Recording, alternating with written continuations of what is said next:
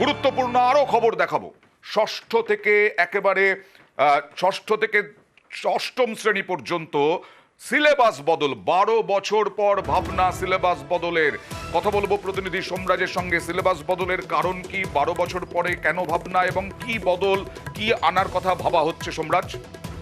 দেখো, মূলত দীর্ঘদিন ধরে যেহেতু ক্লাস 6, 7, 8 এই তিনটি ক্লাসের সিলেবাস বদল করা হয়নি এবং এর আগে বদল হয়েছিল 2012 সালে। তারপর থেকে দীর্ঘ 12 বছর ওই একই জিনিস ছাত্রছাত্রীরা পড়ছেন। এবার রাজ্যের মনে হয়েছে যে সিলেবাস বদলের প্রয়োজন রয়েছে, তার কারণ বিভিন্ন বোর্ডের সঙ্গে সামঞ্জস্য বজায় রাখা এবং তার সঙ্গে বর্তমান পরিস্থিতির সঙ্গে মিলিয়ে যাতে সিলেবাস তৈরি করা যায়, তার জন্য এই সিলেবাস বদলের প্রয়োজন। সেই কারণে ক্লাস 6, ক্লাস 7, ক্লাস 8 এই তিনটি ক্লাসের সিলেবাস বদল করতে চলেছে রাজ্য। জুন মাসের মধ্যে রিপোর্ট দিতে বলা হয়েছে। এই তিনটি ক্লাসের বিভিন্ন বিষয়কে কেন্দ্র করে যে সমস্ত বিষয়ে বিশেষজ্ঞরা রয়েছেন সেই বিশেষজ্ঞদের জুন মাসের মধ্যে রিপোর্ট দেওয়ার কথা বলা হয়েছে।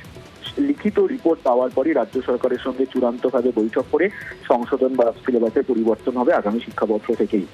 দীর্ঘ 12 বছর বাদে এই 6, 7, 8 তিনটি ক্লাসের সিলেবাসে বদল হবে এবং শুধু বদলের জন্য বিভিন্ন বিশিষ্টদের মতামত নেওয়া হবে। নোবেল অর্থনীতিবিদ অমর্ত্য সেন থেকে শুরু করে বিশিষ্টদের মতামত নেবে রাজ্য, তেমনটাই সূত্র মারফত খবর।